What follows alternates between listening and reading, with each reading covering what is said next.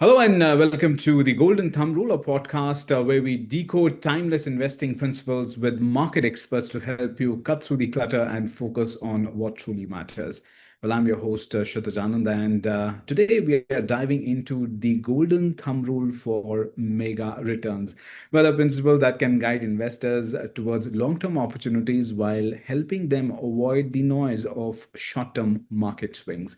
Now, joining me is a very special guest, Nimeshchandan, who's a Chief Investment Officer at Bajaj Finserv AMC. Now, Nimesh has over 2 decades of experience in equity markets and a deep understanding of thematic investing. Well, welcome to the show, Nimesh. Thank you, Kshitij. Thank you. Thank you so much for taking the time out. And Nimesh, let's start off with the keyword that we had, that is the mega trend, and equals to mega returns. You could say that in sometimes in long term investing. But how do you define a mega trend, and what criteria does you sort of use to identify them, and what is the golden thumb rule there? So, megatrends investing as a concept is about trying to anticipate and benefit from long-term changes that keep coming. So, change, as you know, is constant. There was a time where we've heard our father or grandfather invest in certain IPOs of certain companies, Yes, hold them for a generation, so 20 years, 30 years, and then the kids inherit that wealth by, the companies at very cheap valuations bought many, many years ago and have multi-bagger returns there. But if you see in the last 20 years or so, we have seen so many disruptive changes come in the world. So yes. either it is technology change or some change in regulations, change in customer behavior. Yeah. So just investing and forgetting about it, so buy and hold, many a times is getting challenged now that the initial reason you invested in something has actually not survived. So why are you still invested in that company? So the other way of looking at it is now instead of buy and hold, we have buy and watch, which is Okay. about anticipating megatrends. That why not anticipate these changes which are coming and then be on the right side of those changes.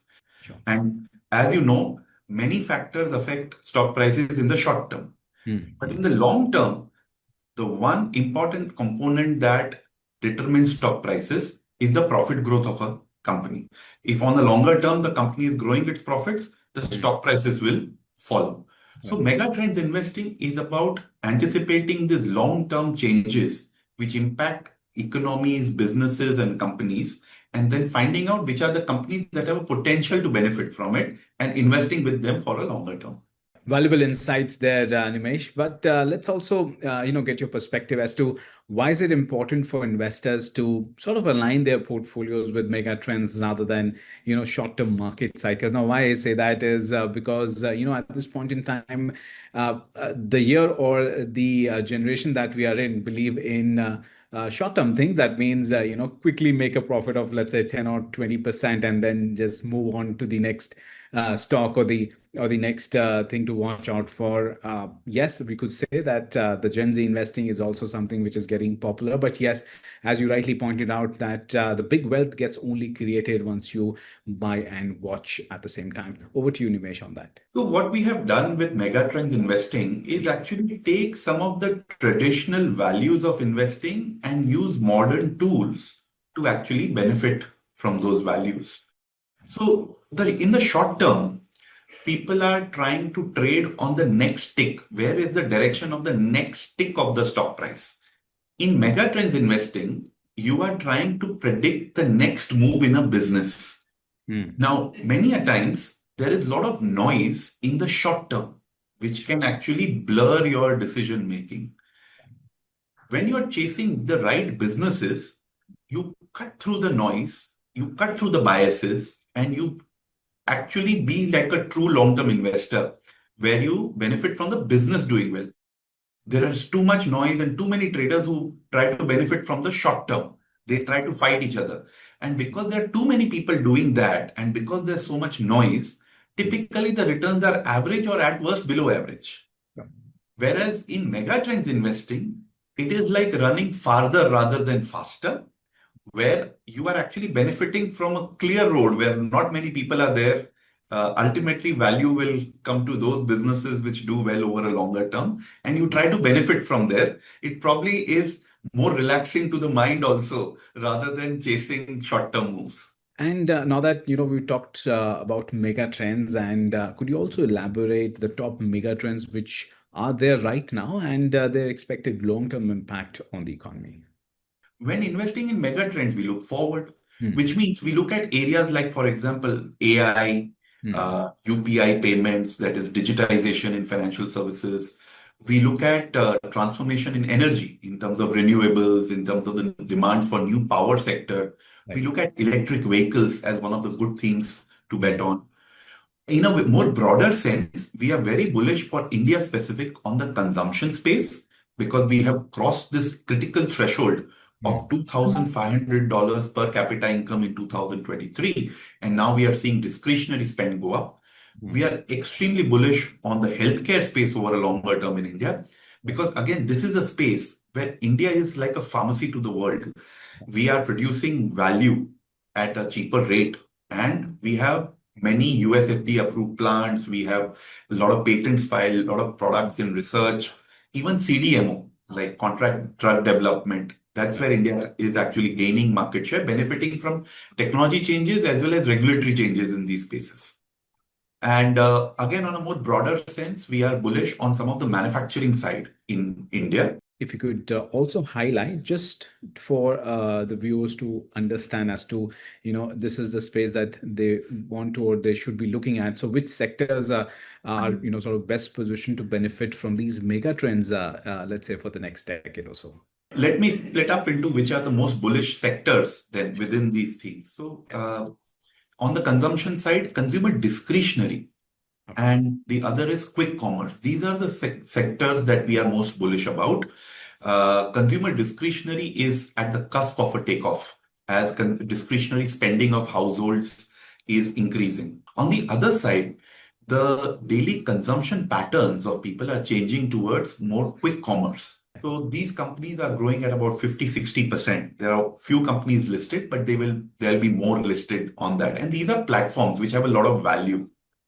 Within healthcare, we are most bullish about domestic pharma companies right now, hospitals, and we are bullish on the contract research and manufacturing companies.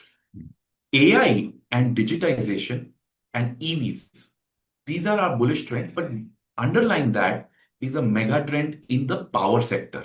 We are suddenly seeing that world is actually realizing that they are short of power because all these things are hugely power intensive. So power equipment suppliers is again a area that we are extremely bullish on. Right. And within then other areas like smart cities, we are bullish on water. There are few companies that are listed around that, so we are bullish on those. In digitization and financialization, some of the banks and capital market companies are Hmm. very looking very attractive for a longer term growth. But these are the sectors which a diversified megatrends fund would want to bet on. Absolutely. Well, valuable insights there. I hope our viewers will take note of that. Well, I'm sure they keep their pen and paper handy when they are watching this discussion. But at the same time, we're talking about retail investors. So let's include that angle as well. So, how should retail participation or retail investors position themselves to take advantage of these mega trends while managing risks as well? Retail investors, at least in the recent few years, I have seen have actually matured quite a bit. Okay. Gone are the days when we would worry if the market is falling, some retail investors will panic and sell. And when markets are rallying, retail investors will come and now buy at a higher level. Actually, the crowd is getting more and more smarter, where they are actually using the dips to increase their allocation towards equities. And for retail investors, mega trends becomes an important foundation or a plank to build a portfolio on. You may take tactical bets on certain cycles in metals or some other, like, highly cyclical sectors. But your core portfolio, something that you would want to hold for a longer term, say 5, 10, 15 years, should be a mega trends portfolio. Here, you have to just keep a watch that those trends are alive. There may Right. be some ups and downs within that journey, but Hmm. then they become opportunities to add to those. So, mega trends should be looked at as a core holding, something that you would want to hold for a longer term. If somebody has to, sort of keep in mind what are the risks that investors should be watching out for when they are building their, as you rightly pointed out, build their core portfolio and not the satellite one, but the core portfolio for the megatrend approach. So I will put two major risks that one needs to take care of. In megatrends investing, the juice of making money lies in the middle stage. There are three stages. When the megatrend is just developing, it's just showing up. Okay. Here, the number of winners or bets will be very few to know that, okay, this is the one that will do well. Right. At the fag end, the megatrend is already played out, it's already priced in. Sure. So the beautiful part of investing in megatrends is to take that growth phase when the megatrend has reasonably formed, but it is not completely being discounted by the market. So that's the first part. Second part is in megatrends investing, and it's part of growth investing, where you are betting a lot on the future. So you are giving valuation for the future. Right. If, say, for example, in certain themes, people are so excited that they have discounted the 5-year cash flows or 10-year cash flows of a company today in the valuation, then you need to be careful about what valuation you are paying. So you need to actually be careful that what the crowd has already discounted and what you have penciled in as the growth rate of that mega trend, they should match. If the crowd is ahead of you, then it is overpriced. The ideal situation is when crowd doesn't estimate as much as the growth rate as you do, and then that's a good time to invest. How can mutual funds or ETFs help investors gain diversified exposure to megatrend themes? There are many ways of doing it. You can directly go into a sectoral or a theme fund when that sector or theme is benefiting from a mega trend, or you can keep a diversified portfolio. However, the one observation I have regarding sectoral funds and thematic funds is that people get excited about a sector or a theme after it has done well for 2-3 years. Yes. So people typically come in at the top. Now, I'm not saying all investors, but generally you see the AUM somehow of the sector and thematic funds goes up close to the top. So where they have already done well. And people then try to get out when they see a correction in that trend. Somehow they try to get out at the bottom. Now, ideally, to make money in megatrends, you should be doing exactly opposite. You should be investing at the birth of that megatrend, and when it is fully discounted, you should be getting out. But if you have flexi cap funds or a multi-cap funds which hold this megatrends investing at the heart, and those where the fund manager, the experts are actually watching these trends and timing it for you, I think that's a better way to go for it. Also, if you go in a diversified fund, you have an opportunity to have a small investing in everything that is coming in the future. Right. So I think diversified is better, but up to the investors, if they think that they can time the sectors and the thematic funds well themselves, then they can go for it. Absolutely. Now, finally, my last question to you would be, should investors focus on global opportunities, or is there a strong case for domestic megatrend investing? I'm quite bullish on the Indian markets, and I think we have a very diverse set of businesses that you can invest in within India, and the growth rate of the economy is extremely good. So we are like the top growing major economy, 6th year in a row.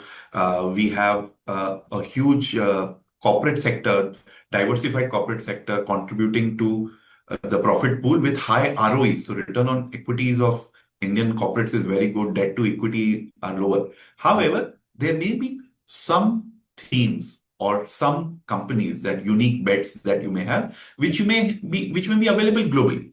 So some diversification for that can be done. So a small allocation towards international, there's nothing wrong in it, but you study it well, understand it well, and then invest. Absolutely. Well, that was indeed an insightful conversation, Nimesh. And the golden thumb rule seems to be a powerful way to bring structure and discipline into thematic investing and to ensure we're not just chasing the latest hype. Now, to our listeners, if you enjoyed this episode, do share the Golden Thumb Rule podcast with your friends. And remember, in investing, spotting the trend early is important, but riding it wisely is where the real magic happens. Until next time, invest wisely and stay invested. Thank you so much, Nimesh, for your time. Thank you.